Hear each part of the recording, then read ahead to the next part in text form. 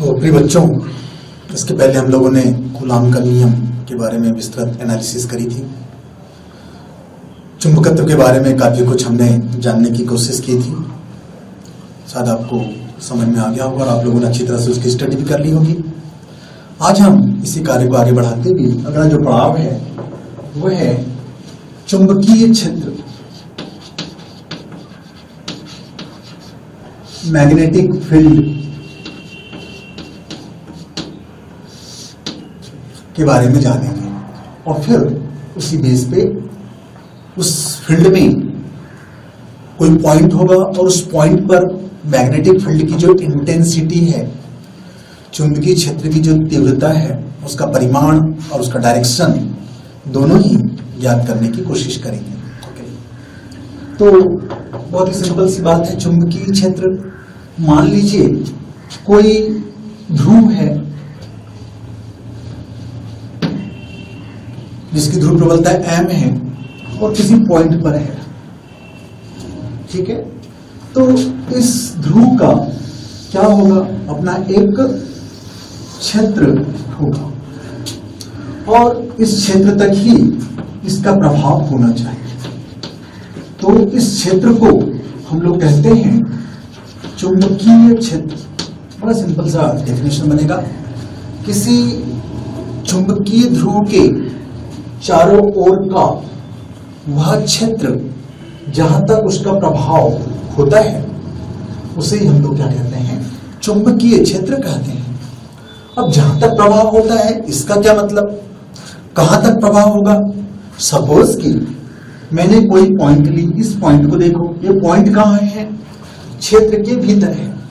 मान लीजिए ये बिंदु P है, ठीक है। और मैं इस पॉइंट पर किसी ध्रुव को लाकर के किसी दूसरे ध्रुव को लाकर रख दूं। इस ध्रुव को हम लोग कहते हैं परीक्षण ध्रुव। इस ध्रुव को हमने क्या नाम दिया, परीक्षण ध्रुव। तब आपको बताना है क्या इस परीक्षण ध्रुव पर इस ध्रुव के कारण कोई फोर्स, कोई बल लगेगा या नहीं लगेगा। तो निश्चित रूप से लगेगा। Very good. तो क्या होना चाहिए, क्षेत्र के भीतर यदि हम परीक्षण ध्रुव को लाकर रखते हैं तो इस परीक्षण ध्रुव पर फोर्स लगेगा। और यदि मान लीजिए इसी परीक्षण ध्रुव को मैं क्षेत्र के बाहर लाकर रखता तो हम कहते क्या इस पर फोर्स लगेगा। जवाब मेरा नहीं। तो परीक्षण ध्रुव को क्षेत्र के भीतर रखने से बल लगता है, परीक्षण ध्रुव को क्षेत्र के बाहर लाकर रखने से उस पर कोई फोर्स काम नहीं करता। तो प्रभाव का मतलब कहां तक हुआ, जहां तक बल लगेगा वहां तक इस ध्रुव का उसका क्या होना चाहिए, प्रभाव होना चाहिए।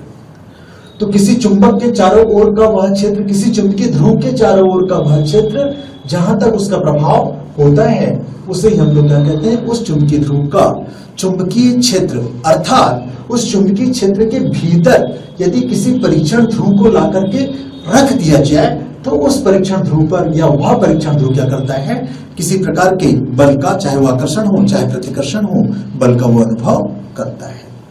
तो बहुत ही सिंपल सी डेफिनेशन हुई चुंबकीय क्षेत्र की। तो किसी चुंबक के चारों ओर का वह क्षेत्र जहां तक उसका प्रभाव होगा उसी हम लोग क्या कहते हैं, उस चुंबकीय ध्रुव का चुंबकीय क्षेत्र। ओके। अब हम आगे की बात करें। चुंबकीय क्षेत्र एवं चुंबकीय क्षेत्र की तीव्रता। फिर से वही बात करें। सबसे पहले तो हम सिंपल सी डेफिनेशन दे दें चुंबकीय क्षेत्र की तीव्रता की। क्या डेफिनेशन है चुंबकीय क्षेत्र की तीव्रता की, पहले डेफिनेशन सुन लीजिएगा। चुंबकीय क्षेत्र के किसी बिंदु पर चुंबकीय क्षेत्र की तीव्रता उस बिंदु पर रखे, इस बिंदु पर आप एकांक उत्तर ध्रुव को लाकर रख दीजिए। और ये जो एकांक उत्तर ध्रुव है, एकांक उत्तर ध्रुव जो कि किस बिंदु पर है, पॉइंट P पर है। उस एकांक ध्रुव पर इसके कारण से कितना फोर्स लगेगा, जितना भी फोर्स लगेगा, जितना भी बल लगेगा, उसे ही हम कहेंगे इस पॉइंट पर चुंबकीय क्षेत्र की तीव्रता। बात समझ में आ गई क्या? चुंबकीय क्षेत्र के किसी भी बिंदु पर हमें क्या निकालना हो, चुंबकीय क्षेत्र की तीव्रता यदि ज्ञात करनी हो तो क्या करें, उस बिंदु पर, जिस बिंदु पर हम तीव्रता ज्ञात करना चाहते हैं उस बिंदु पर एकांक उत्तरी ध्रुव को लाकर रख दीजिए और उस एकांक उत्तरी ध्रुव पर इस ध्रुव के कारण से जितना भी बल लगेगा उसी बल को हम लोग क्या कह देते हैं, चुंबकीय क्षेत्र की तीव्रता। तो चुंबकीय क्षेत्र की तीव्रता की क्या परिभाषा बनी? चुंबकीय क्षेत्र के किसी बिंदु पर चुंबकीय क्षेत्र की तीव्रता उस बिंदु पर रखे एकांक उत्तरी ध्रुव द्वारा अनुभव किए जाने वाले बल के बराबर होती है। चुंबकीय क्षेत्र के किसी बिंदु पर चुंबकीय क्षेत्र की तीव्रता उस बिंदु पर रखे एकांक उत्तरी ध्रुव द्वारा अनुभव किए जाने वाले बल के बराबर होती है। Very simple. मान लो कि इस बिंदु पर एकांक उत्तरी ध्रुव नहीं रखा हो और उस बिंदु पर हमने परीक्षण ध्रुव के रूप में m0 को रखा हो और उस m0 ध्रुव पर इस m के कारण से कितना फोर्स काम कर रहा हो, F फोर्स लग रहा हो। तो बड़ी सिंपल सी जबकि है, जबकि परीक्षण ध्रुव m0 पर कितना फोर्स लग रहा है, F फोर्स लग रहा है। तो यूनिट इकाई उत्तरी ध्रुव पर कितना फोर्स लगेगा, F अपॉन m0 फोर्स लगेगा और इकाई उत्तरी ध्रुव पर लगने वाले बल को ही हम लोग चुंबकीय क्षेत्र का नाम दे देते हैं। ठीक है, तो चुंबकीय क्षेत्र का जो यूनिट बनी, चुंबकीय क्षेत्र का जो फार्मूला बना, सबसे पहले फार्मूला की चर्चा करें। चुंबकीय क्षेत्र का जो फार्मूला बना वो क्या बना, V = F अपॉन m0। ध्यान रखें V यहां संकेत है किस चीज का, चुंबकीय क्षेत्र की तीव्रता का। ठीक है, तो m0 ध्रुव प्रबलता वाले ध्रुव पर कितना फोर्स, F फोर्स। तो इकाई ध्रुव प्रबलता वाले ध्रुव पर कितना बल लगेगा, F अपॉन m0 फोर्स लगेगा और इसी का नाम है चुंबकीय क्षेत्र की तीव्रता। Right, okay. चलिए अब हम बात करें चुंबकीय क्षेत्र की तीव्रता का मात्रक क्या है। तो चुंबकीय क्षेत्र की तीव्रता का जो मात्रक है, चुंबकीय क्षेत्र की तीव्रता का मात्रक सबसे पहले एसआई पद्धति में, फिर सीजीएस पद्धति में बात करेंगे। तो सिंपल वे में तो आप याद ही रख लीजिए, एसआई पद्धति में चुंबकीय क्षेत्र की तीव्रता का मात्रक है टेस्ला। ठीक है, और सीजीएस पद्धति में वो है गॉस या ओरस्टेड, गॉस या ओरस्टेड। और भी बहुत सारे मात्रक में आपको एक स्पेशल थोड़ा सा समय लेकर के और भी मात्रकों के बारे में और भी बीबी सूत्रों के बारे में आप लोगों से चर्चा करूंगा। चलिए थोड़ी चर्चा यही कर लें। एक मात्रक और कैसा होना चाहिए, देखिए एक मात्रक तो मैंने आपको बता दिया टेस्ला, या सीजीएस पद्धति में बात करेंगे गॉस या ओरस्टेड।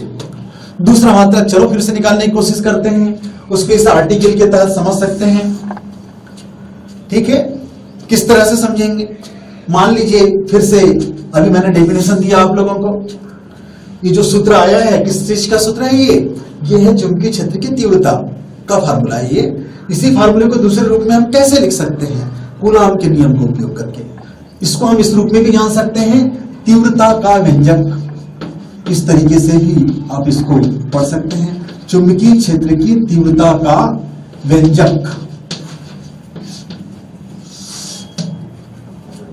चुंबकीय क्षेत्र की तीव्रता यानी कि V का व्यंजक। ओके, मान लीजिए कि कोई चुंबकीय ध्रुव है जिसकी ध्रुव प्रबलता कितनी है, m है, किसी बिंदु O पर स्थित है।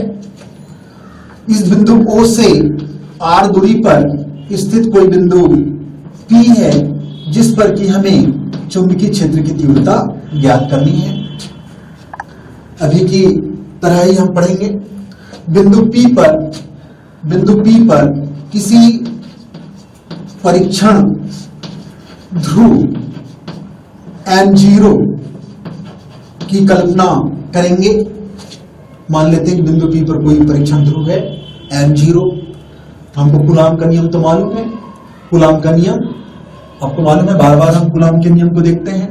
कूलॉम का नियम क्या है, F = μ0 upon 4 pi m1 m2 upon r का स्क्वायर। इस फार्मूले का हम बार बार यूज करेंगे।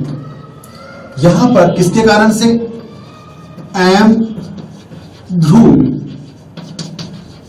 के कारण किस पर, बिंदु P पर स्थित, बिंदु P पर स्थित परीक्षण ध्रुव M0 पर बल किस नियम से निकाल सकते हैं, हम याद कर सकते हैं कूलॉम के नियम से हम याद कर सकते हैं। कूलॉम का नियम आपके सामने है, कितना बल लगेगा, F is equal to mu 0 upon 4 pi M1, M1 means M2 means M0 और उनके बीच की दूरी R का स्क्वायर, इतने न्यूटन। तो तीव्रता की क्या परिभाषा थी, तीव्रता की परिभाषा थी फोर्स अपॉन M0। यहां पर ये जो फोर्स लगा है कितने ध्रुव पर लगा है, M0 पर, तो विद्युत चुंबकीय क्षेत्र की तीव्रता कितनी हो जाएगी, इसलिए चुंबकीय क्षेत्र की तीव्रता का फार्मूला क्या है, अभी हमने देखा था B is equal to F upon M0। तो F अपॉन M0 कितना आ जाएगा, ये आ जाएगा B is equal to mu 0 upon 4 pi M upon R का स्क्वायर। तो ये जो इक्वेशन है, इस इक्वेशन के आधार पर भी हम चुंबकीय क्षेत्र की तीव्रता का मात्रक लिख सकते हैं। क्या लिखेंगे, B is equal to M का मात्रक वेबर और R का मात्रक मीटर। तो मात्रक क्या बना वेबर प्रति मीटर का स्क्वायर, ठीक है। या सीजीएस पद्धति में वेबर जैसा कोई नाम नहीं है, इसलिए हम यहां नहीं लिख रहे हैं। इसके अलावा भी और कोई मात्रक है B का, आप लोगों ने देखा था tau is equal to, B का मात्रक निकालना है हमें, B का मात्रक निकालना है। हम जानते हैं, इसके पहले वाले पार्ट में पढ़े थे या भी पढ़ेंगे, इलेक्ट्रिक मैग्नेटिज्म में इलेक्ट्रिसिटी भी तो आप पढ़ चुके हैं। कुछ इस तरह की बात हम लोग पढ़ेंगे। एक चुंबक को यदि हम एक समान चुंबकीय क्षेत्र में रख दिया जाए तो जो इक्वेशन मिलता है हमें कुछ इस तरह का मिलता है, tau is equal to MB sine theta. तो B इज इक्वल टू कितना मिल जाएगा, आप देख सकते हैं tau upon M sine theta. अब यहां हमें क्या चाहिए, यहां हमें टाउ तो बलाघूर्ण है, बलाघूर्ण का विभव सूत्र आप लोग जानते ही हैं, ml स्क्वायर t माइनस 2, ठीक। m का विभव सूत्र निकालना हो, m का फार्मूला निकालना हो, m के बारे में भी आप लोग जानते हैं, अभी मैंने थोड़ी देर पहले बताया था आपको, या अभी बताऊंगा। चुंबकीय m क्या है, चुंबकीय द्विध्रुव आघूर्ण, ठीक है। तो इसका भी मात्रक, इस फार्मूले के आधार पर भी हम क्या करेंगे, B का मात्रक निकालना सीखेंगे, ठीक है। अभी मैंने आपको कितने मात्रक निकालना सिखाया है, एक तो टेस्ला आपको याद रखना ही है, दूसरा मात्रक आपको वेबर प्रति मीटर स्क्वायर आपको याद रखना ही है, तीसरा मात्रक जो है आप इस फार्मूले से भी याद कर सकते हैं। चलिए पहले ये फार्मूला आया कहां से, इस पर भी थोड़ी चर्चा थोड़ी देर बाद में करेंगे। ओके, तो अगला जो पड़ाव है हमारा की तरफ आगे बढ़ते हैं, और कुछ बचा है। ओके, परिभाषा हो गई, चुंबकीय क्षेत्र की तीव्रता की परिभाषा हो गई, उसका मात्रक भी हो गया। विमीय सूत्र, चुंबकीय क्षेत्र की तीव्रता का विमीय सूत्र, फिलहाल चुंबकीय क्षेत्र की तीव्रता का विमीय सूत्र ऐसे ही याद रख लीजिए। क्या है यहाँ पर विमीय सूत्र, चुंबकीय B का विमीय सूत्र अभी हम निकालना सिखाएंगे थोड़ी देर बाद। B का विमीय सूत्र, और B का विमीय सूत्र क्या है, B का विमीय सूत्र है M T minus 2 A inverse. ये सब आए कहां से, अभी हम स्पेशली चीजों पे चर्चा करेंगे। अभी हम आपको ध्रुव प्रबलता का विमीय सूत्र निकालना सिखाएंगे, मात्रक निकालना सिखाएंगे।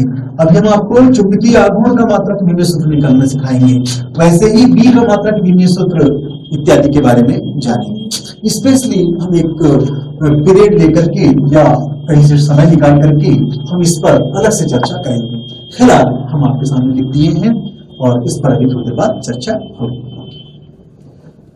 चुंबकीय क्षेत्र की तीव्रता कैसी राशि है? चुंबकीय क्षेत्र की तीव्रता एक सदिश राशि है। ध्यान रखें, चुंबकीय क्षेत्र कैसी राशि है, चुंबकीय क्षेत्र की तीव्रता कैसी राशि है? यह एक सदिश राशि है, और सदिश राशि है तो उसकी अपनी दिशा भी होनी चाहिए। तो निश्चित रूप से आप बता सकते हैं, यहां पर हमने किसकी कल्पना की थी? यहां पर हमने इकाई धनावेश की चर्चा की थी, सॉरी इकाई उत्तरी ध्रुव की चर्चा की थी, एकांक उत्तरी ध्रुव की चर्चा की थी, और उस एकांक उत्तरी ध्रुव पर जितना भी फोर्स काम कर रहा है, क्योंकि E = क्या मिला आपको? यहाँ पर B की वैल्यू कितनी मिली आपको? B की वैल्यू मिली F/m0। तो चुंबकीय क्षेत्र की तीव्रता की वैल्यू कितनी हुई? F/m0 का मतलब क्या हुआ? जो फोर्स लगेगा B क्या है? एक प्रकार का फोर्स ही तो है। किस पर फोर्स है? एकांक उत्तरी ध्रुव पर लगने वाला फोर्स है। तो एकांक उत्तरी ध्रुव पर लगने वाला जो फोर्स है, निश्चित रूप से जिधर फोर्स लगेगा उसी दिशा में एकांक उत्तरी ध्रुव गति करेगा। तो जिस डायरेक्शन में वो गति करेगा वही कहलाती है चुंबकीय क्षेत्र की दिशा।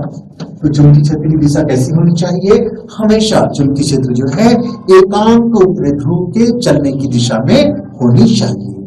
तो ये बात सबको समझ में आ गई? ओके, ये तो पूरी चर्चा हो गई। चुंबकीय क्षेत्र से आप क्या समझते हैं, चुंबकीय क्षेत्र की तीव्रता की क्या परिभाषा है, उसका मात्रक क्या है, उसका नियमी सूत्र क्या है, और वो अदिश राशि है या सदिश राशि है। तो चुंबकीय क्षेत्र की तीव्रता कैसी राशि है? एक सदिश राशि है, और सदिश राशि है तो उसकी दिशा क्या होनी चाहिए? उस बिंदु पर रखे एकांक उत्तरी ध्रुव पर लगने वाले बल की दिशा में होनी चाहिए। राइट, चलिए अब हम जो बहुत जरूरी चीज है जिसके आधार पर हम पूरी मैग्नेटिज्म को पढ़ते हैं, ये पार्ट को भी हम चर्चा करते हैं। हमारा अगला काम है चुंबकीय द्विध्रुव, चुंबकीय द्विध्रुव का आघूर्ण, और फिर अक्षीय स्थिति में चुंबकीय क्षेत्र की तीव्रता, निरक्षीय स्थिति में चुंबकीय क्षेत्र की तीव्रता, और साथ ही साथ उदासीन बिंदु। द्विध्रुव आघूर्ण, देखिए विभिन्न प्रकार के आघूर्ण हम लोग फिजिक्स में पढ़ते हैं। कंफ्यूजन होने की बिल्कुल भी आवश्यकता नहीं है, बहुत ही सोच सोच करके ही आपको बोलना है ना। जैसे जड़त्व आघूर्ण पढ़ते हो, बल आघूर्ण पढ़ते हो, यहाँ आ गया चुंबकीय द्विध्रुव आघूर्ण, इसके पहले हम लोगों ने विद्युतीय द्विध्रुव आघूर्ण, इसके बाद हम पढ़ेंगे ऐंठन आघूर्ण, विक्षेपक बल युग्म का आघूर्ण, बल का आघूर्ण। तो आघूर्ण से आपको डिस्टर्ब नहीं होना है। तो चलिए, चुंबकीय द्विध्रुव व चुंबकीय द्विध्रुव आघूर्ण। पहले बात करें हम चुंबकीय द्विध्रुव की। ये चुंबकीय द्विध्रुव क्या होता है? नाम से ही स्पष्ट है। ध्यान रखें, ये जो चुंबकीय द्विध्रुव आघूर्ण है, कभी कभी हम इसको शॉर्ट में चुंबकीय आघूर्ण ही कहा करेंगे। ठीक है, चलिए, चुंबकीय द्विध्रुव किसे कहेंगे? है ना, नाम से ही स्पष्ट है। द्वि मतलब दो, दो ध्रुव, है ना। अब ये दो ध्रुव कैसे होने चाहिए? एक तो दोनों की जो ध्रुव प्रबलताएं हैं बिल्कुल बराबर बराबर होना चाहिए, नाम दे दें AB। दोनों की ध्रुव प्रबलता कैसी है? बिल्कुल बराबर बराबर होना चाहिए। उसमें से एक उत्तरी ध्रुव होना चाहिए और दूसरा दक्षिणी ध्रुव होना चाहिए, यानी कि उनकी प्रकृति कैसी होनी चाहिए? अपोजिट होना चाहिए। साथ ही साथ वो दोनों जो है कैसे होने चाहिए?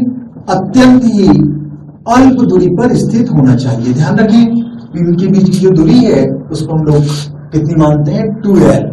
क्या मानेंगे? 2L। ठीक है, तो चुंबकीय द्विध्रुव कहेंगे, किसे कहेंगे? चलो परिभाषा बनाओ। जब दो समान परिमाण के किंतु विजातीय चुंबकीय ध्रुव अति अल्प दूरी पर स्थित हों तो चुंबकीय ध्रुवों के इस निकाय को हम लोग कहते हैं चुंबकीय द्विध्रुव। समझ में आ गया? जब दो समान परिमाण वाले किंतु विजातीय ध्रुव कैसे हों? अत्यंत ही अल्प दूरी पर स्थित हों। इस प्रकार का जो चुंबकीय ध्रुवों का जो निकाय बनेगा उसे हम लोग क्या कहेंगे? चुंबकीय द्विध्रुव कहेंगे। Very good. तो अब हम इसी चुंबकीय द्विध्रुव का आघूर्ण निकालना चाहते हैं। वेरी सिंपल, जैसे कि अभी हमने बताया था, चुंबकीय द्विध्रुव मानना पड़ेगा। तो माना एक चुंबकीय द्विध्रुव है AB, जो कि जिनकी ध्रुव प्रबलताएं कैसी है? M है। या ऐसे भी कह सकते हो जो +M तथा -M ध्रुव प्रबलता वाले ध्रुवों से मिलकर बनाए हैं, जिनके बीच की दूरी परस्पर कितनी है? 2L है। तो चुंबकीय द्विध्रुव आघूर्ण, जिसको कि हम लोग सांकेतिक रूप में एम से, कैपिटल एम से दर्शाते हैं, तो चुंबकीय द्विध्रुव आघूर्ण किसे कहेंगे? दोनों ध्रुवों में से कोई एक ध्रुव, उसकी अपनी ध्रुव प्रबलता, उसकी अपनी ध्रुव प्रबलता कितनी है? एम, और दोनों ध्रुवों के बीच की दूरी, दोनों ध्रुवों के बीच की दूरी कितनी है? 2l। दोनों का जो गुणनफल है वो कितना कहलाएगा? जो भी कहलाएगा उसे हम लोग कहेंगे चुंबकीय द्विध्रुव आघूर्ण। तो चुंबकीय द्विध्रुव आघूर्ण किसे कहेंगे? बोलो, चुंबकीय द्विध्रुव आघूर्ण की क्या परिभाषा बनी? एक ध्रुव का ध्रुव प्रबलता या प्राबल्य इनटू उनके दोनों ध्रुवों के बीच की दूरी का मल्टीप्लिकेशन। समझ में आया? दोनों ध्रुवों के बीच की, दोनों ध्रुवों में से किसी भी एक ध्रुव की ध्रुव प्रबलता और उनके बीच की दूरी का जो गुणनफल है वो क्या कहलाता है? चुंबकीय द्विध्रुव आघूर्ण कहलाता है। क्लियर हो गया सब लोगों को? ओके। फिर जैसा कि हम बार बार आप लोगों से कहते हैं कि जब भी कोई भौतिक राशि हमारे सामने आती है तो सबसे पहले तो उनकी परिभाषा दीजिएगा, उनका मात्रक दीजिए, उनका निम्न सूत्र लिखिए। तो चलिए, चुंबकीय द्विध्रुव आघूर्ण का जो मात्रक होगा बिल्कुल आपके सामने ही है। एम फॉर एम ध्रुव प्रबलता या ध्रुव प्रबलता का मात्रक कौन होगा? वेबर। और दूरी का मात्रक कौन होता है? मीटर। तो मात्रक क्या बना? Weber metre, weber metre. विमीय सूत्र चुंबकीय आघूर्ण का विमीय सूत्र ये होता है L स्क्वायर A से बड़े कोष्ठक में हम लोग लिखते हैं। M नहीं है तो आप चाहो तो 0 लिख सकते हो, और T भी नहीं है तो आप लोग चाहें तो T0 भी लिख सकते हैं। सब कुछ समझ में आ गया? इस तरीके से हम लोगों ने इसका मात्रक भी देखा। अब ये कैसी राशि है? चुंबकीय द्विध्रुव आघूर्ण अदिश राशि है कि सदिश राशि है? यहाँ स्पष्ट रूप से आप जान लीजिएगा, यह एक सदिश राशि है। चुंबकीय आघूर्ण कैसी राशि है? चुंबकीय आघूर्ण एक सदिश राशि है। अब सदिश राशि है तो उसकी अपनी दिशा होनी चाहिए। तो चुंबकीय आघूर्ण की जो दिशा होती है, ध्यान दीजिए, चुंबकीय आघूर्ण की दिशा होती है दक्षिणी ध्रुव से। माइनस या मतलब ये ध्रुव कैसा ध्रुव है? दक्षिणी ध्रुव है, साउथ पोल है। आप चाहो तो AB के बदले NS लिख सकते हो। ठीक है, तो जो डायरेक्शन होगा M का वो कैसा होगा? दक्षिणी ध्रुव से उत्तरी ध्रुव की ओर मिलाने वाली रेखा के अनुदिश होती है। किसकी दिशा? चुंबकीय आघूर्ण कैपिटल M की दिशा। फिर से एक बार, चुंबकीय आघूर्ण की दिशा क्या होगी? दक्षिणी ध्रुव से उत्तरी ध्रुव को मिलाने वाली रेखा के अनुदिश दक्षिण से उत्तरी ध्रुव की ओर होती है। और इस प्रकार से हम जो है चुंबकीय आघूर्ण को हमने परिभाषा देखी, इसके बारे में पढ़ा, उसका मात्रक जाना, उसका विमीय सूत्र जाना, और अदिश राशि की सदिश राशि है तो जवाब मिलता है यह एक सदिश राशि है। कैसी राशि है? ये एक सदिश राशि है। और सदिश राशि तो उसका डायरेक्शन क्या होता है? उसका डायरेक्शन दक्षिणी ध्रुव से उत्तरी ध्रुव को मिलाने वाली रेखा के अनुदिश होता है, लेकिन दिशा किधर होती है? दक्षिणी ध्रुव से उत्तरी ध्रुव की ओर उसकी दिशा होती है। तो जो M की दिशा हमेशा कैसे मानेंगे? कैपिटल M की दिशा यानी कि चुंबकीय आघूर्ण की दिशा हमेशा हम लोग कैसे मानेंगे? हमेशा दक्षिणी ध्रुव से उत्तरी ध्रुव को मिलाने वाली रेखा के अनुदिश ही हम हमेशा लेंगे। ठीक है, तो ओके। चलिए, अब जो बड़ी बात है जो कि अक्सर परीक्षा में पूछा जाता है, चुंबकीय द्विध्रुव के कारण एक बार अक्षीय स्थिति में चुंबकीय क्षेत्र की तीव्रता और दूसरी बार निरक्षीय स्थिति में चुंबकीय क्षेत्र की तीव्रता। जैसे कि बात आ रही है अक्षीय स्थिति की, इनको भी जान लें। अक्षीय स्थिति किसे कहेंगे? निरक्षीय स्थिति किसे कहेंगे? इनको भी थोड़ा समझ लें।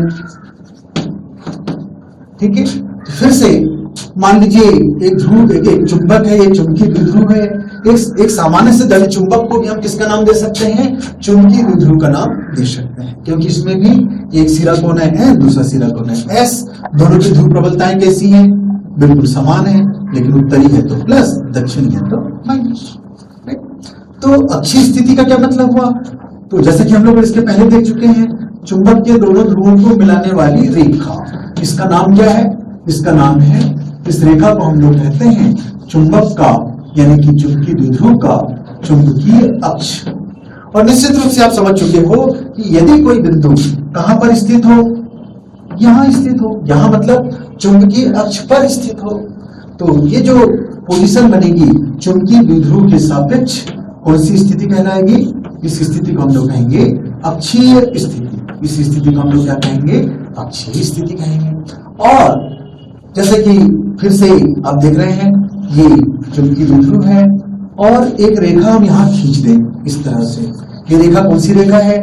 इस चुंबकीय द्विध्रुव को मिलाने वाली रेखा का हम इसे क्या कहेंगे? लंबार्धक कह देंगे। ये कौन है बताइए? लंबार्धक कह देंगे। और इस लंबार्धक पर यदि कोई बिंदु है, जैसे कि यहाँ पर हमने किसी बिंदु को माना, तो इस बिंदु को हम कहेंगे इसी चुंबकीय द्विध्रुव के सापेक्ष निरक्षीय स्थिति। समझ में आ गई बात? Very simple. यदि कोई चुंबक है, चुंबकीय द्विध्रुव है, चुंबक को हम चुंबकीय द्विध्रुव का नाम क्या दे सकते हैं? क्यों दे सकते हैं? क्योंकि चुंबक में एक दो ध्रुव हैं, एक उत्तरी ध्रुव और दूसरा दक्षिणी ध्रुव। तो यदि कोई बिंदु चुंबक के द्विध्रुव अक्ष पर हो तो उसे कहेंगे चुंबक के सापेक्ष अक्षीय स्थिति। और यदि कोई बिंदु, ये वाला जैसे, यदि कोई बिंदु चुंबक के द्विध्रुव, चुंबकीय द्विध्रुव के लंबार्धक पर स्थित हो तो इसे हम लोग कहेंगे निरक्षीय स्थिति। तो शायद समझ में आ गया होगा सब लोगों को, है ना, कि किसी चुंबकीय द्विध्रुव के सापेक्ष किसी पॉइंट की स्थिति कभी अक्षीय कहलाएगी तो कभी निरक्षीय कहलाएगी। इस पोजीशन में तो अक्षीय और इस पोजीशन में है तो निरक्षीय। ओके, अब हम देखें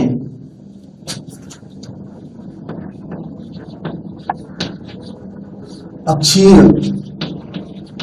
स्थिति में चुंबकीय द्विध्रुव के कारण चुंबकीय क्षेत्र की तीव्रता का व्यंजक। ठीक है, तो वेरी सिंपल। अभी हमने अक्षीय निरक्षीय के बारे में देखा, चुंबकीय द्विध्रुव के बारे में जाना, और इस चुंबकीय द्विध्रुव को हमें क्या निकालना है? चुंबकीय क्षेत्र की तीव्रता हमें ज्ञात करनी है। तो थोड़ी सी थ्योरी जो है हमेशा आपको फिजिक्स में लिखना पड़ता है ना। तो जो आप जानते हैं उसी को लिख डालिए। तो चलो मानिएगा, तो मान लेते हैं एक चुंबकीय द्विध्रुव NS मान लो इस तरह से, जिसकी ध्रुव प्रबलता कितनी है? m है, निश्चित रूप से n है तो प्लस m होगा, s है तो माइनस m होगा, और जिनकी प्रभावकारी लंबाई या जिनके बीच की दूरी कितनी है? 2l। इनके बीच की दूरी को हम लोग कैसे दर्शाते हैं? हमेशा याद रखिए, चुंबक की प्रभावकारी लंबाई कितनी होती है? 2l। और ये पॉइंट जो है ये चुंबकीय द्विध्रुव का सेंटर पॉइंट है O।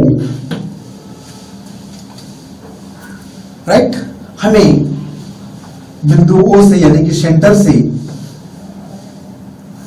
बिंदु O से यानी कि सेंटर से कोई डिस्टेंस नाम ले लीजिए, सपोज कि D नाम ले लेते हैं। D दूरी पर अक्षीय स्थिति में कोई बिंदु P है जहां पर कि चुंबकीय क्षेत्र की तीव्रता ज्ञात करनी है। इसको देखकर आप थ्योरी बोल सकते हैं। क्या बोलेंगे? माना एक चुंबकीय द्विध्रुव NS जो कि प्लस m तथा माइनस m ध्रुवों से मिलकर बना है तथा जिनके बीच की दूरी या लंबाई 2l है। हमें चुंबकीय द्विध्रुव के केंद्र O से D दूरी पर स्थित किसी बिंदु P पर चुंबकीय क्षेत्र की तीव्रता ज्ञात करनी है। ओके, अभी हमने चुंबकीय क्षेत्र की तीव्रता की परिभाषा पढ़ी। तीव्रता के बारे में आप लोगों ने क्या जाना? चुंबकीय तीव्रता के बारे में हमने देखा था इकाई उत्तरी ध्रुव पर लगने वाला फोर्स, इकाई उत्तरी ध्रुव पर लगने वाला फोर्स, इकाई उत्तरी ध्रुव पर लगने वाला बल, उसी को हम लोग क्या कह देते हैं? चुंबकीय क्षेत्र की तीव्रता कह देते हैं। फार्मूला भी ले आए थे, तो क्या फार्मूला मिला था? प्लीज इक्वल टू बताइए। या तो F/m0 मिला था दूसरा फार्मूला क्या मिला था, अभी हमने थोड़ी देर पहले देखा, ये मिला μ0/4π m/r का स्क्वायर। ठीक है, इसी कॉन्सेप्ट का यहां पर हम लोग उपयोग करेंगे। राइट, तो सबसे पहले यहां पर जो तीव्रताएं होगी, बिंदु P पर जो तीव्रताएं होगी, दो प्रकार की तीव्रता यहां होंगी। एक तो या दो प्रकार के फोर्स होंगे, है ना। हम बिंदु P पर किसकी कल्पना करेंगे, क्योंकि तीव्रता निकालने चले हैं तो किस चीज की कल्पना करेंगे, एकांक उत्तरी ध्रुव की कल्पना करेंगे, और इस एकांक उत्तरी ध्रुव पर जितना भी बल लगेगा उसका परिणामी निकाल लेंगे, और वो परिणामी को हम लोग क्या नाम दे देंगे, चुंबकीय क्षेत्र की तीव्रता। क्योंकि चुंबकीय क्षेत्र की तीव्रता की परिभाषा क्या है, एकांक उत्तरी ध्रुव पर लगने वाला बल, एकांक उत्तरी ध्रुव पर लगने वाला नेट बल, नेट फोर्स क्या कहलाता है, चुंबकीय क्षेत्र की तीव्रता कहलाती है। राइट, चलिए तो थोड़ी सी थ्योरी लिखने के बाद आप क्या करेंगे, फोर्स देखेंगे, कौन कौन से फोर्स काम कर रहे हैं। निश्चित रूप से दो फोर्स काम कर रहे हैं, एक तो उत्तरी ध्रुव के कारण से भी एक फोर्स काम करेगा, दूसरा दक्षिणी ध्रुव के कारण से भी एक फोर्स काम करेगा, और फिर उसके बाद हम क्या करेंगे, इन दोनों बलों का, दोनों फोर्सेस का नेट मान निकालेंगे, परिणामी मान निकालेंगे। तो सबसे पहला काम क्या है, सबसे पहला काम है +m, अर्थात उत्तरी ध्रुव के कारण बिंदु P पर स्थित, कौन है बिंदु P पर, एकांक उत्तरी ध्रुव है, पर लगने वाला बल। कोई नियम है आपके पास, कूलॉम का नियम है। सपोज कि एकांक उत्तरी ध्रुव पर लगने वाला बल कहीं दूसरा नाम क्या है, अर्थात इसी को हम लोग कह सकते हैं चुंबकीय क्षेत्र की तीव्रता। बल कह दो या फिर तीव्रता कह दें, क्योंकि ये किस पर लग रहा है, एकांक उत्तरी ध्रुव पर लग रहा है। इसको हमने नाम दे दिया B1, कूलॉम के नियम से μ0/4π m1, इसके कारण से निकाल रहे हैं, तो m1 की वैल्यू कितनी कहलाएगी,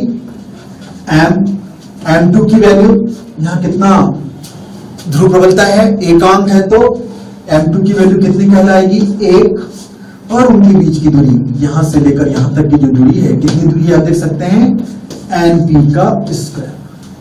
आप देख सकते हो np का डिस्टेंस कितना कहलाएगा, np इज इक्वल टू कितना कहलाएगा, यहां से यहां तक कितना है d, यहां से यहां तक कितना है, यहां से लेकर यहां तक कितना है d, और इतना पोर्शन कितना हुआ, 2l का आधा यानी कि l। तो जो डिस्टेंस है वो कितना कहलाएगा, ये डिस्टेंस हम लोग कह देंगे d माइनस l कह देंगे। बिल्कुल वैसे ही S से लेकर P तक का डिस्टेंस कितना कहलाएगा, यहां से लेकर यहां तक d, और फिर यहां से लेकर यहां तक, यानी कितना कहलाएगा, d प्लस l कहलाएगा। तो np इज इक्वल टू हमें क्या मिला, इसलिए b इज इक्वल टू कितना होगा, μ0/4π m/d माइनस l का स्क्वायर। तो दिशा क्या होगी चुंबकीय क्षेत्र की तीव्रता की, चुंबकीय क्षेत्र की तीव्रता की दिशा क्या होगी, मैंने पहले बताया था, एकांक उत्तरी ध्रुव जिस डायरेक्शन में चलेगा वही तीव्रता की क्या होगी, दिशा होगी। तो अब आप सोच सकते हो ये भी उत्तरी ध्रुव है और ये भी उत्तरी ध्रुव है, तो इसके कारण से इस पर जो बल की दिशा होगी वो कैसी होगी, इस डायरेक्शन में होगी।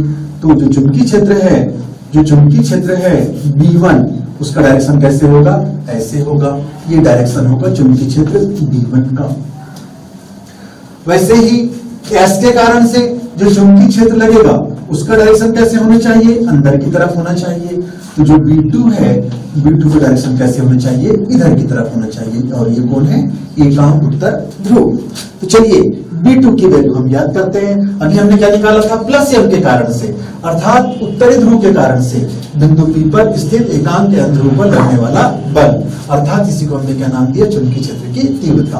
अब हम क्या करें, अब हम माइनस m ध्रुव के कारण से, दक्षिणी ध्रुव के कारण से, S ध्रुव के कारण से अब हम क्या निकालेंगे, इसी प्रकार से तीव्रता निकालेंगे।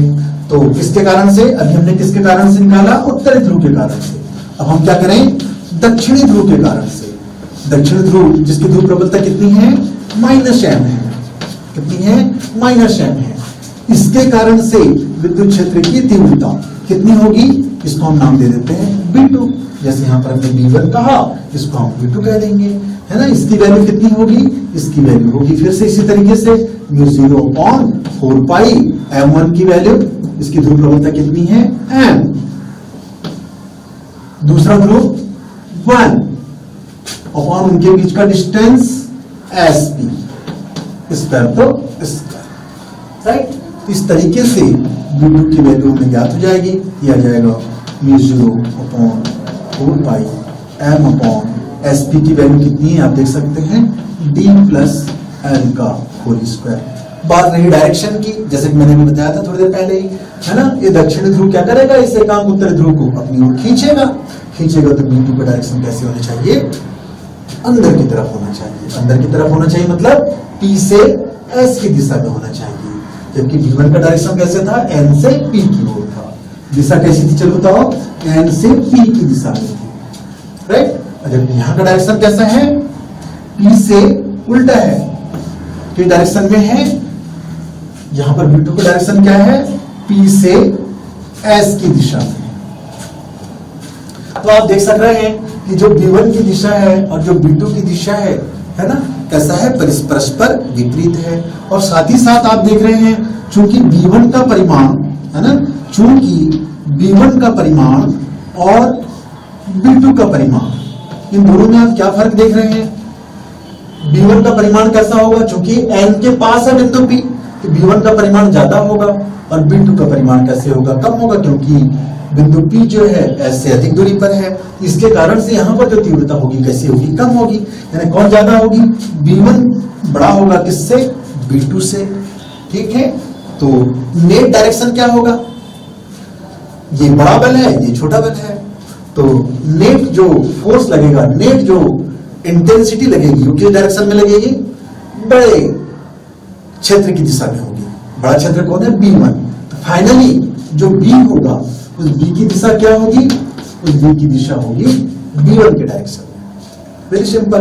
एक 5 न्यूटन का बल है ना, एक वस्तु है, 5 न्यूटन के बल से इधर खींच रहे हैं, 2 न्यूटन के बल से इधर खींच रहे हैं, तो वस्तु को किस डायरेक्शन में जाना चाहिए, बड़े बल की दिशा में जानी चाहिए। लेकिन नेट मान कितना होगा, 3 न्यूटन, है ना। तो जो बड़ा बल है उसके डायरेक्शन में नेट बल का डायरेक्शन होना चाहिए। बिल्कुल वैसे ही बड़ी तीव्रता कितनी है, B1, बड़ी तीव्रता कितनी है, B1, छोटी तीव्रता कितनी है, B2। तो नेट तीव्रता का डायरेक्शन क्या होगा, बड़ी तीव्रता की दिशा में, और बड़ी तीव्रता यानी B1 यानी कि इस डायरेक्शन में तीव्रता की दिशा होनी चाहिए। चलिएगा, तो अब हम क्या करें, बिंदु P पर परिणामी तीव्रता ज्ञात करें। बिंदु P पर परिणामी तीव्रता, बिंदु P पर परिणामी तीव्रता कितनी होगी, सपोज की B मान लो, तो बड़ी तीव्रता में से छोटी तीव्रता को हम घटा देंगे। क्यों घटा रहे हैं, क्योंकि दोनों के जो डायरेक्शन है वो कैसे हैं, परस्पर विपरीत है। इसलिए हम क्या करना होगा, नेट वैल्यू ज्ञात करने के लिए बड़ी तीव्रता में से छोटी तीव्रता को घटाना होगा, राइट। चलो मान पुटअप कर दीजिएगा और उसको कैलकुलेट कर लीजिए। B is equal to B1 की वैल्यू आप देख सक रहे हैं कितना है, μ0/4 पाई m upon d minus l का होल स्क्वायर माइनस μ0/4 पाई m upon d plus l का स्क्वायर, राइट। बहुत सारा सिंप्लीफाई कर लीजिए। देखिए μ0/4 पाई कांस्टेंट है, μ0/4 पाई कांस्टेंट है, दोनों पार्ट में m भी है, तो m को भी मैंने बाहर निकाल दिया, कौन बचा डी माइनस एल का square minus 1 upon D plus L का square, right.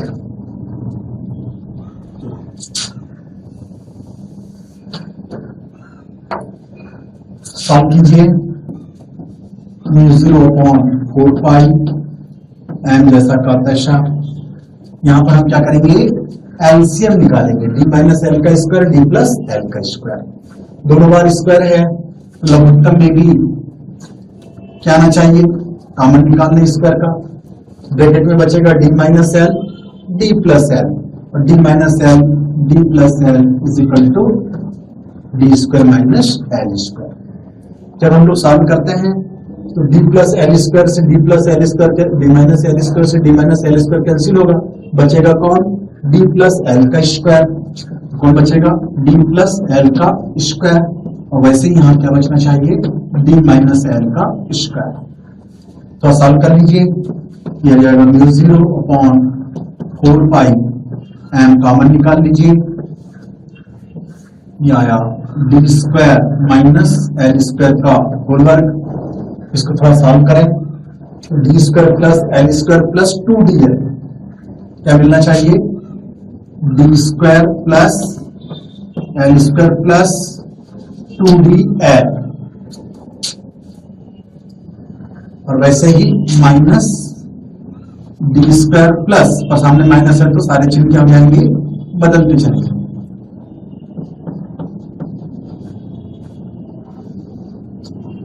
D square L square से D square L square cancel, कितना बचेगा, किया जाएगा म्यू 0/4 एम जैसा का तैसा, और ब्रैकेट में कौन बच रहा है, 2dl यानी कि 4dl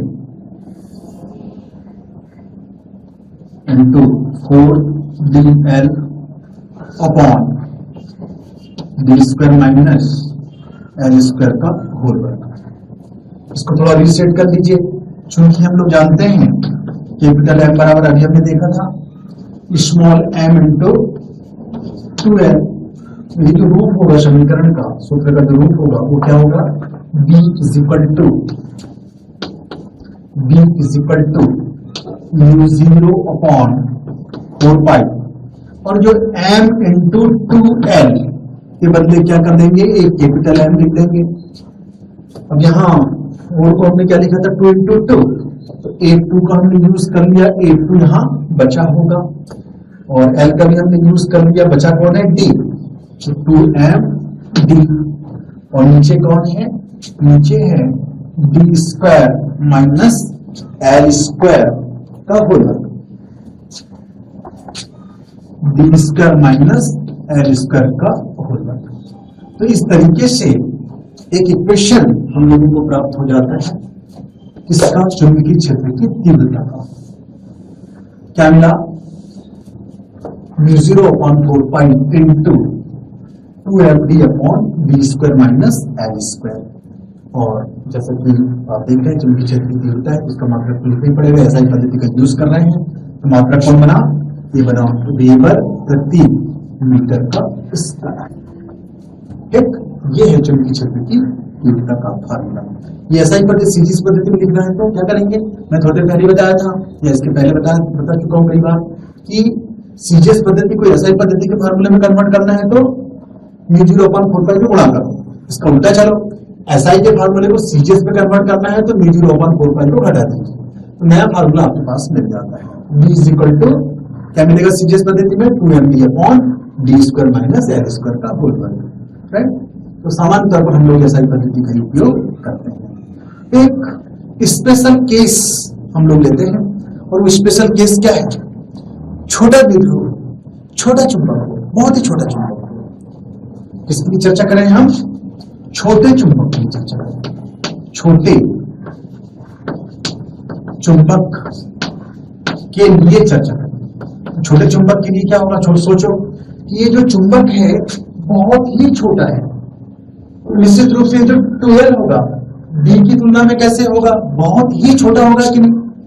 तो छोटे चुंबक के लिए हम कह सकते हैं कि जो एल है वो बहुत ही छोटा है, छोटा है, छोटा है, किसकी तुलना में? डी की तुलना में। यानी हम डी की तुलना में एल को नगण्य मान सकते हैं। तो आप देखिएगा, यही आप देखो, इस डी की तुलना में एल को नगण्य मान ले, थोड़ी देर के लिए मैं इसी एल को मिटा दूं इस तरह से, तो कौन बनेगा? यहाँ पर देखो, डी की तुलना में एल को हमने क्या कर लिया? नगण्य मान लिया। तो क्या होगा? यहाँ पर बचेगा डी पर 4 की घात और एक डी से एक डी कट जाएगा, तो कितना बचेगा? ये बचेगा B is equal to mu 0/4 तो रहेगा ही रहेगा, साथ ही साथ 2 भी रहेगा, कैपिटल एम, और एक डी नीचे के एक डी से कट जाएगा और कितना बच जाएगा? D cube. और इस तरीके से डी की जो वैल्यू मिल जाएगी हमें 2m/d³। ध्यान रखें, ये जो चुंबकीय क्षेत्र की तीव्रता है किस परिस्थिति में है? अक्षीय स्थिति में। इस परिस्थिति में हमने क्या किया? अक्षीय स्थिति में। ये फार्मूला आपको ध्यान में रखना है।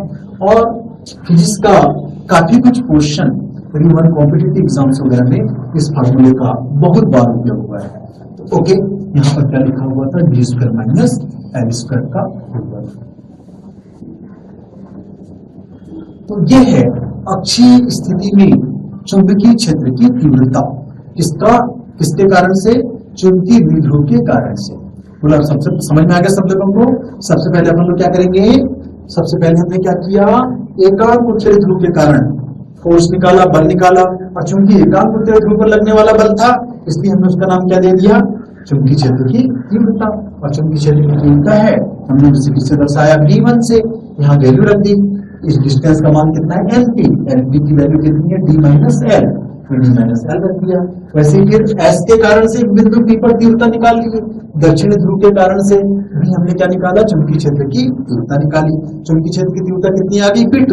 P2 is equal to m1 m2। m1 मतलब m, m2 मतलब 1, और इनके बीच की दूरी sp, और sp का मान कितना आया है? d plus f। और फिर यहाँ पर आप देख सक रहे हैं कि v1 और v2 दोनों कैसे हैं? परस्पर अपोजिट हैं, विपरीत दिशा में हैं। तो जो परिणामी, और साथ ही साथ क्या देख रहे हैं? अपोजिट दिशा में तो है ही, अपोजिट दिशा में तो है ही, साथ ही साथ v1 का जो मान है, v1 किसके करीब है? n के करीब है ना? इसलिए v1 का मान क्या होगा? अधिक होगा किसकी तुलना में? v2 से। निश्चित रूप से एक तो परस्पर अपोजिट डायरेक्शन भी है और एक बड़ी राशि है, छोटी राशि है। 5 न्यूटन का बल, 3 न्यूटन का बल, परिणामी बल 2 न्यूटन, और 2 न्यूटन की दिशा किस ओर होगी? 5 न्यूटन, बड़े बल की दिशा में होगी। यहाँ पर भी जो नेट क्षेत्र होगा क्या होगा? है ना? v1 में से क्या करेंगे? v2 को घटा देंगे और इस तरीके से इसको सॉल्व कर देंगे। तो इस तरीका एक फार्मूला आता है, और इसी बात को हमने किसकी भी बात करी? छोटे द्विध्रुव की बात करी। तो इस तरह से हमें चुंबकीय क्षेत्र की तीव्रता प्राप्त हो जाती है। चलिए, अब यहाँ पर हम चुंबकीय क्षेत्र जो मिला है हमें, है ना, b is equal to v0/4 pi 2m/d³, या ये जो फार्मूला मिला हमें, इसकी दिशा क्या होगी?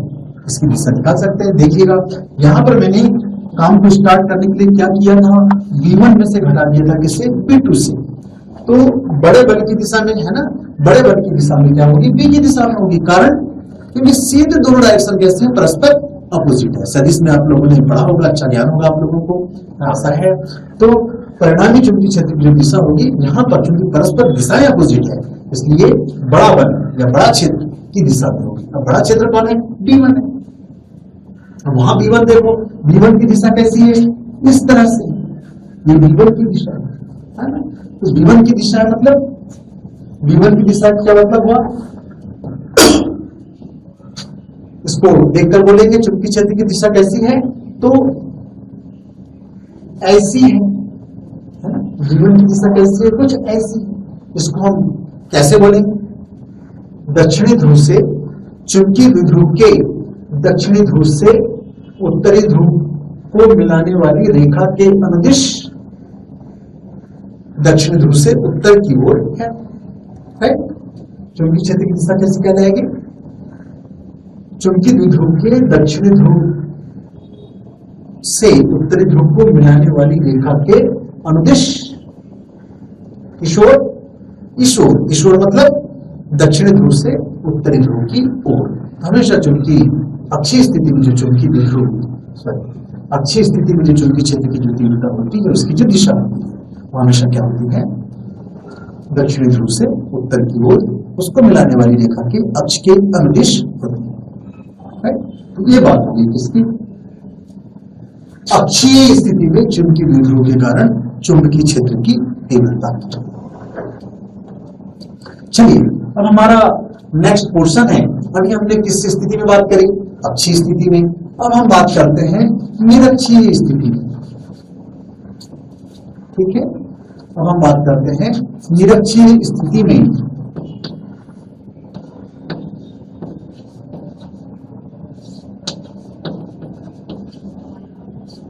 चुंबकीय द्विध्रुव के कारण चुंबकीय क्षेत्र की तीव्रता।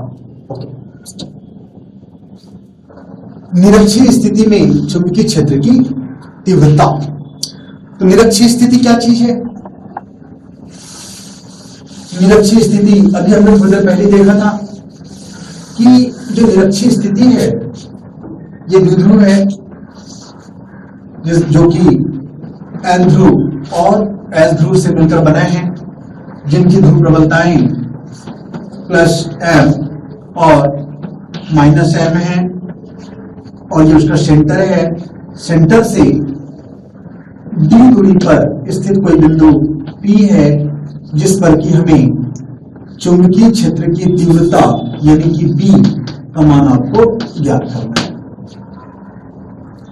ठीक है, तो माना एक चुंबकीय द्विध्रुव NS जिसकी ध्रुव प्रबलता m है तथा जिनके बीच की दूरी 2l है। हमें द्विध्रुव के केंद्र O से d दूरी पर स्थित किसी बिंदु P पर चुंबकीय द्विध्रुव के कारण चुंबकीय क्षेत्र की तीव्रता की गणना हमें करनी है।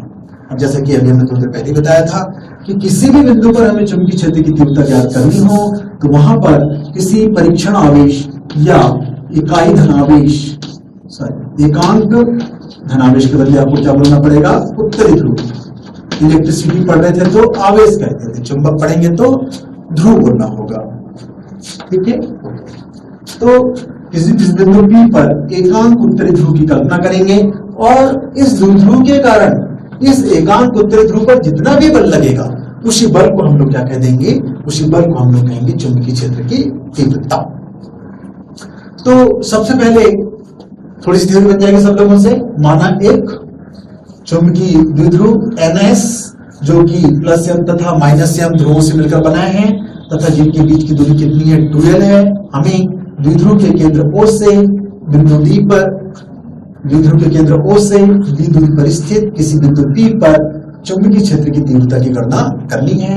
बिंदु P पर एकांक उत्तरी ध्रुव की कल्पना करनी पड़ेगी। अब हम देखेंगे, अब आप देख सकते हो ये है उत्तरी ध्रुव और ये दक्षिणी ध्रुव।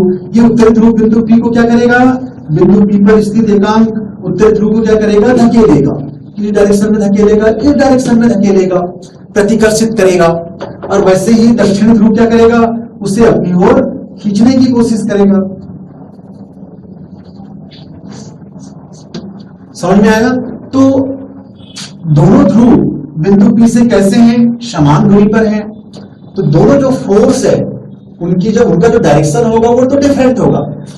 एन के कारण से जो बल लगेगा वो इधर जाएगा। इस बल को हम B1 नाम दे दें। B1 क्यों नाम दे रहे हैं, क्योंकि इकाई उत्तरी ध्रुव पर लग रहा है। इस बल को हम क्या नाम दे देंगे, B2 का नाम दे देंगे। ठीक है, ओके। तो B1 कैसे निकालेंगे, ये B1 क्या है, उत्तरी ध्रुव के कारण या +m ध्रुव के कारण बिंदु P पर स्थित एकांक उत्तरी ध्रुव पर बल है। पहला काम कौन, +m अर्थात उत्तरी ध्रुव के कारण बिंदु P पर स्थित एकांक उत्तरी ध्रुव पर लगने वाला बल अर्थात चुंबकीय क्षेत्र की तीव्रता। बिल्कुल इसी तरीके से निकालेंगे। पहला है एन ध्रुव के कारण है, उसके B1 का नाम दे देंगे। फार्मूला कूलॉम का नियम आपके पास है, ये μ0/4π m1 मींस m, m1 कौन है m, m2 कौन है 1, m1 का मान m, m2 का मान 1 और उनके बीच की दूरी n से लेकर p तक की दूरी यानी कि np का स्क्वायर। अब आप देखेंगे यहां पर np की वैल्यू रखेंगे। np बराबर कितना हो जाएगा, निकाल सकते हैं np इज इक्वल टू, आप देख लो कर्ण का वर्ग बराबर पाइथागोरस का थ्योरम, कर्ण का वर्ग बराबर लंब का स्क्वायर प्लस आधार का स्क्वायर। डिस्टेंस किसके बराबर है? l। टोटल डिस्टेंस 2l, तो हाफ डिस्टेंस l। तो np का स्क्वायर बराबर कितना हो जाएगा? np square is equal to d square plus l का स्क्वायर। और फिर यहां से स्क्वायर हटा देंगे, यहां क्या लग जाएगा? रूट। ठीक है, और यही डिस्टेंस sp के बराबर भी होगा। यही डिस्टेंस किसके बराबर होना चाहिए? sp के बराबर भी होना चाहिए। तो np की वैल्यू क्या रखूं? यह आ जाएगा b1 is equal to μ0 upon 4 pi m upon np का स्क्वायर, फिर से रूट हट जाएगा, यहां क्या लिख देंगे? d स्क्वायर प्लस l का स्क्वायर। और डायरेक्शन कैसे होगा? ऐसे, n से p की दिशा में, यानी कि डायरेक्शन क्या होगा? यही n से p की दिशा में होगी, np की दिशा में होगी। ठीक है, इसी प्रकार से हम क्या करेंगे? दूसरा जो ध्रुव है, दक्षिणी ध्रुव, जिसकी ध्रुव प्रबलता कितनी है? -m। तो दक्षिणी ध्रुव जिसकी ध्रुव प्रबलता कितनी है? -m के कारण बिंदु P पर स्थित एकांक उत्तरी ध्रुव पर लगने वाला बल अर्थात B2 की वैल्यू कितनी मिल जाएगी? बिल्कुल इसी तरीके से μ0/4 पाई m1 मींस m2 मतलब a, और उनके बीच की दूरी कितनी है? sp का स्क्वायर। और फिर sp की वैल्यू हमको यहां रखना है। sp की वैल्यू कितनी है? आप देख सक रहे हैं, रूट के अंदर d square plus l square, फिर स्क्वायर लगाएंगे तो इतना आ जाएगा d स्क्वायर प्लस l का स्क्वायर।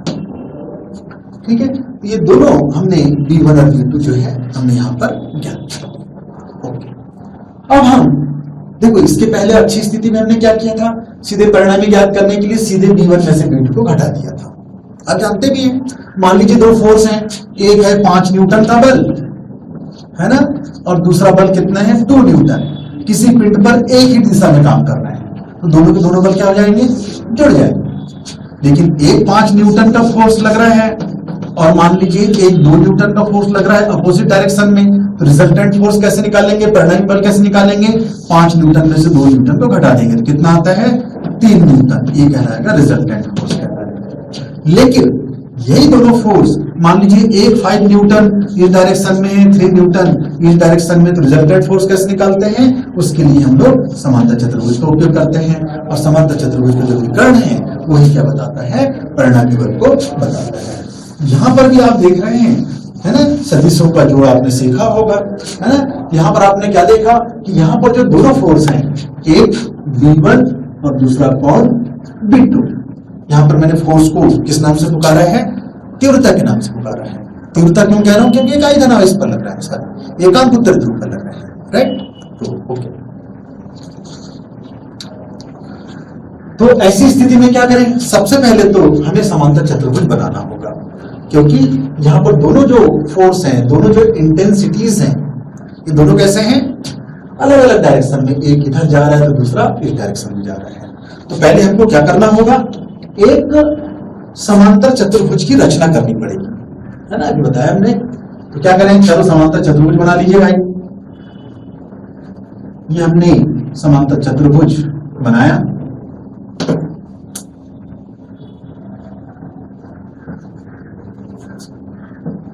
ठीक है, नाम दे दीजिए P Q R, और चूंकि यहां एस यूज कर चुके हैं इसलिए यहां T नाम दे देते हैं। और समांतर चतुर्भुज का जो विकर्ण होगा, ये जो विकर्ण मिलेगा हमें, इस विकर्ण को, ये जो विकर्ण हमें मिल रहा है, यही विकर्ण बताता है परिणामी चुंबकीय क्षेत्र की दिशा। यह जो विकर्ण बताएगा परिणामी चुंबकीय क्षेत्र, परिमाण में भी और दिशा में। तो यहां पर थोड़ी सी थ्योरी आप लिख सकते हो, है ना। V1 को और V2 को परिमाण और दिशा में क्रमशः PQ और PR से निरूपित किया। फिर क्या किया? समांतर चतुर्भुज PQTR की रचना की। तब समांतर चतुर्भुज के नियम से विकर्ण PT परिमाण तथा दिशा में परिणामी चुंबकीय क्षेत्र B को प्रदर्शित करेगा। इसका भी कैलकुलेशन कर सकते हैं। उसके लिए क्या करें? यहां पर एक एंगल माने, यहां के कोण हम लोग मान लेते हैं थीटा। चूंकि दोनों भुजाएं बराबर है तो ये यहाँ का भी जो कोण बनेगा वो भी कितना बनेगा, थीटा। जब ये कोण थीटा है तो इस कोण की वैल्यू भी कितनी होगी, थीटा, और इस कोण की वैल्यू भी कितनी होगी, थीटा। टोटल मिलाकर ये जो कोण बनने वाला है यहां से लेकर यहां तक वो कितना कहलाएगा, 2 थीटा। यहां से लेकर यहां तक कितना कोण कहलाएगा, 2 थीटा। ये थीटा, दूसरा कोण भी theta, theta plus theta is equal to 2 theta. और हम क्या करें, अब हम काम करें, क्योंकि ये थीटा है, यहां पर भी जो कोण बनेगा वह भी कितना बनेगा, थीटा बनेगा। यहां जो एंगल बनने वाला है इसकी वैल्यू कितनी होगी, थीटा। तो इस B1 को हम दो परपेंडिकुलर डायरेक्शन में वियोजित करेंगे। इस B1 और B2 को जोड़ना है तो घटक रूप में लेंगे। पहले B1 को क्या करें, थीटा कोण की दिशा में B1 का घटक कितना हो जाएगा, ये घटक होगा B1 cos थीटा, और अभिलंब दिशा में घटक कितना हो जाएगा B1 का, ये हो जाएगा B1 sin थीटा, राइट। ठीक उसी प्रकार से इस B2 का, चूंकि यहां कोण कितना है, थीटा, थीटा प्लस थीटा यानी कि 2 थीटा, तो B2 का घटक थीटा कोण की दिशा में कितना हो जाएगा, ये हो जाएगा B2 cos थीटा, और परपेंडिकुलर डायरेक्शन में ये हो जाएगा B2 sin थीटा। चूंकि हम देख रहे हैं B1 का परिमाण और B2 का परिमाण दोनों आपस में कैसे हैं, बराबर है। जब दोनों बराबर हैं तो यहां पर आप देखिएगा कि B1 का डायरेक्शन ऊपर है, B2 का डायरेक्शन कैसा है, सर B1 sin थीटा का डायरेक्शन ऊपर, B2 sin थीटा का डायरेक्शन नीचे, और दोनों कैसे हैं आपस में, चूंकि B1 बराबर कौन है, B2, तो B1 sin theta is equal to हम क्या कह सकते हैं, B2 sin थीटा, और दोनों की दिशाएं कैसी है, परस्पर अपोजिट है, दोनों एक दूसरे के प्रभाव को क्या कर देंगे, नष्ट कर देंगे। और जो हॉरिजॉन्टल डायरेक्शन में जो कंपोनेंट है कौन कौन है, B1 cos थीटा और B2 cos थीटा, दोनों आपस में क्या हो जाएंगे, जुड़ जाएंगे। कारण बताओ, क्योंकि दोनों दिशाएं कैसी परस्पर समानांतर है, एक ही दिशा में है। तो बिंदु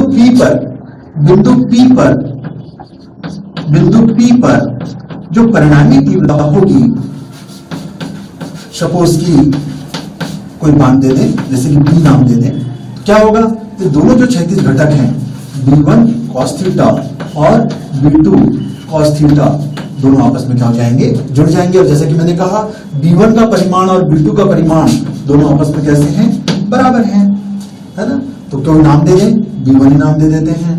तो चलिए, तो क्या मिल जाएगा आपको, B is equal to B1 cos theta, B1 cos theta means 2B1 cos theta.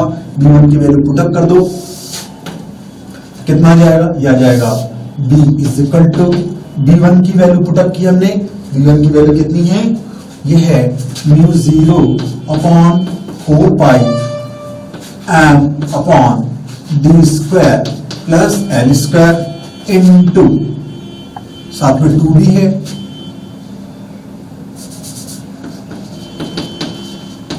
ठीक है, और cos थीटा तो cos थीटा, राइट।